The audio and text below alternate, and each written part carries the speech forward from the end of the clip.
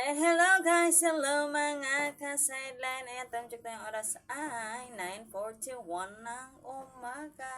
Another day, another vlog with Pagong. Charot. So guys, nakikita na ba kayo ng Pagong na ganito? Sobra siya kumain. So ngayon ko lang na ang kinakain pala nila ay mga karne. Ayan, isda. Uy, nagnganga pa. Nakulangan, nagalit siguro. So, grabe kumain ng Pagong yan, binigyan namin ng kanin, pero pag sa kanin, kunti lang yung kinakain niya.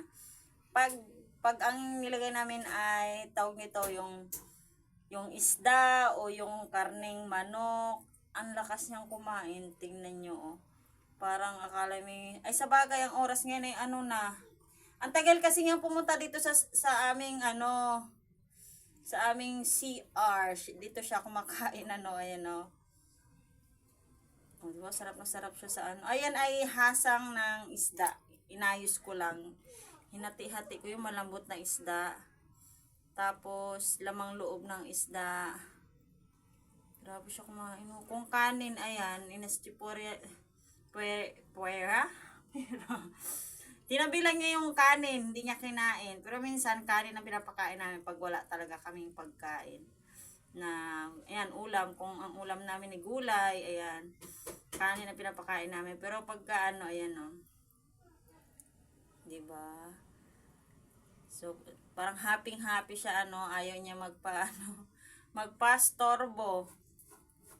So, kanina, ayan, naglalaba ako dito. Kaya pinakain ko na agad-agad siya kasi muntik na yung kainin ng aking mga daliri sa pa. Muntik na siyang makakain ng luya. May anin. So, ayan binigyan ko siya ng marami, para magpakabusog siya. Para tutulog na lang uli siya, Ayan, kakaiba yung kapagod na yan. Kasi pag busog na siya, pupunta na yan siya sa sulok, magtatago na yan siya. Tapos pag umaga, yan, pupunta siya dito sa aming CR, ayan. Aming bathroom, magsusyan. Dito siya, alam niya may pagkain naghihintay sa kanya. Natagalan niya, napuyat yan kagabi Minsan kasi nasa higaan yan siya naglagagala, nagkikimarites. Sarap. Buboylo ata yan siya naghangad siya. So nakakatawa alaga to ng anak ko, galing to sa aming bukid. Nakita ng lolo, so perman niya, dinala ni Jewel dito sa Baybay. Nakakatawa ang alagang Pagong So, yan naman guys. Salamat sa panonood. God bless and more for sa lahat. Bye-bye!